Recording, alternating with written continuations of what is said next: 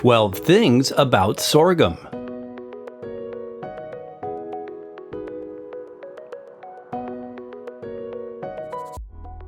Number 1. What is sorghum? Sorghum is a common multi-purpose crop grown for its use as a fodder plant, grain, and sweetener. The sorghum bicolor species is the main one used as a minor cereal in the same grass family as corn, sugarcane, wheat, and rice. Growing tall with corn-like leaves and large seed clusters, the grain has been a long-time staple in countries like Africa and India. While it is fifth on the list of grains consumed worldwide, it interestingly remains relatively unknown in many parts of the globe. Number 2. Names for sorghum. Sorghum goes by many names, such as Milo, Jawar, Kaoliang, Dura, or Guinea corn, depending on where you live. Number 3. What does sorghum grain look like? Dry sorghum has a larger millet-like appearance, sometimes referred to as great millet. About the same size as buckwheat groats, the dry grains look like small rounded balls with a dark speck and are frequently an off-white color. After it is cooked, it produces starchy grains that hold their shape, a characteristic comparable to cooked barley or wheat berry. Number 4. Sorghum's culinary features. Sorghum bicolor is utilized as both a grain and a flour. Cooked sorghum has a hearty, nutty sweet flavor and a soft yet chewy, firm texture. It works well in soups, pilafs, risotto, and salads, but can also serve as a side dish with meals. The fine flour ground from whole grain can be used when making roti, porridge, pancakes, and of course baked goods. One rather unique feature is that dry sorghum can be popped like popcorn when heated, producing little mini popcorn kernels that have a popcorn-like taste. Sorghum is one of our personal favorite grains to sprout for making Rejuvelac, a fermented probiotic drink. Number 5. Gluten-free grain and flour. One of the greatest benefits of sorghum is that it is a gluten-free grain. So for those with an intolerance to wheat, sorghum is yet another variety to add to the list of gluten-free options like quinoa, teff, millet, and amaranth. If you have celiac disease but enjoy baking, sorghum flour is a great one to add to your pantry of gluten-free baking essentials. It's best utilized with other gluten-free flours or used to cut wheat-based flour recipes. The reason why using 100% sorghum flour is not ideal when baking is because it doesn't rise as well as other flour types. It can, however, be used when making a roux for sauces and gravies. Number 6. Ancient grain and the Sorghum Belt. Sorghum bicolor is an ancient grain variety, originally domesticated thousands of years ago in Africa, most likely from the wild Sorghum arundinaceum species. Since this time, it has been a staple food source grown in regions of Africa, especially Egypt, Ethiopia, and Sudan, where it is utilized as a traditional grain for making flatbreads, porridge, and beverages. Sorghum's popularity made its way to other parts of the world via trade routes and was eventually introduced to the United States, now the world's leading producer. Sorghum is grown in a region called the Sorghum Belt, which spans an area from South Dakota to southern Texas. As of 2022, Kansas and Texas are the top producers in the global market. Number 7. What is sorghum syrup?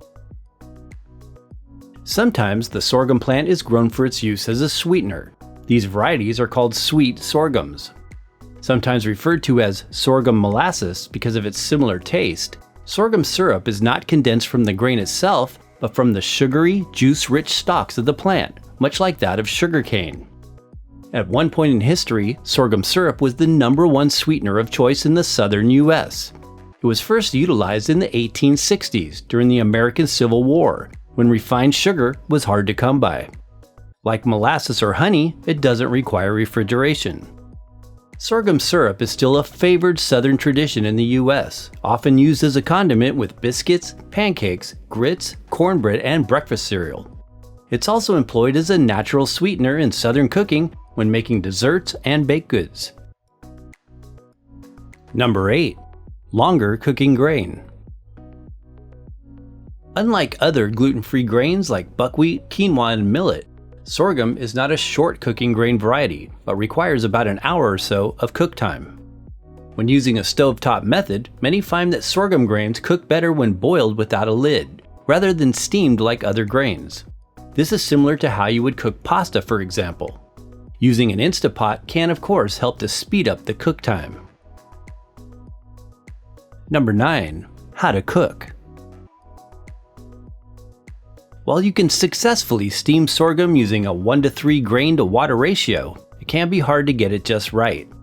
We have found from personal experience after making it many times that it is best soaked overnight and then boiled using the recipe below. In our opinion, this helps to produce a soft, tender grain quality. This is how we make it. You'll need 1 cup of sorghum grain, 3 quarts of pure filtered water, 1/8 teaspoon of pink salt. 1. Soak overnight, rinse and strain. 2. Using a stovetop method, boil water and then add sorghum and salt. 3. In a pot without the lid, turn to medium heat setting. 4. Cook for about 1 hour or until soft and tender. 5. Drain remaining liquid in a colander and serve. Number 10. Nutritional profile of sorghum. Considered a whole grain, sorghum is a good source of protein and fiber. While raw dry grain contains 22 grams of protein per cup, when cooked, this same serving size is much less, at about 6.6 grams of protein, or 13% of the daily value, based on an adult daily intake of 2,000 calories. 1 cup of cooked sorghum contains 219 calories and is about 5 grams of fiber, or 20% of the daily value. Nutritionally, sorghum contains a good balance of vitamins and minerals such as magnesium, iron, phosphorus, copper, and the B vitamins niacin and B6. Cooked sorghum contains 7.8 micrograms of selenium per cup, which is the second highest next to amaranth out of all the gluten-free types.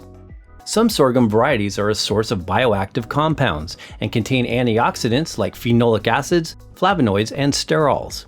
Sorghum grains are one of the highest known food sources of the flavonoid proanthocyanidin. Number 11. Types of sorghum. The most common type of sorghum in the Western world is white sorghum, which is actually a cream to tan color. There are many other color types, however, ranging from red to black. In some research comparing white, red, and black varieties, red and black were found to offer greater mineral content than white sorghum. Number 12. Sustainable food crop. Because it's very easy, high-yielding, and inexpensive to grow in conducive climates, sorghum is viewed as a potentially economically and environmentally sustainable grain alternative for future food-growing systems. It has great versatility for use as a livestock feed, a cereal grain, a sweetener, as well as a biofuel resource. Sorghum has been shown to offer value over corn and sugarcane for ethanol production, an important potential eco-friendly energy source as we move away from petroleum-based fuels. Likewise, sorghum's high photosynthetic capacity, adaptability, and high yield make it a potentially relevant crop for food security in changing global climates. Precautions. It is important for those with gluten sensitivities to purchase sorghum processed in certified gluten-free facilities. Consult your nutritionist or healthcare professional before adding sorghum to the diet if pregnant, nursing, taking prescribed medications, or if you have a serious medical condition.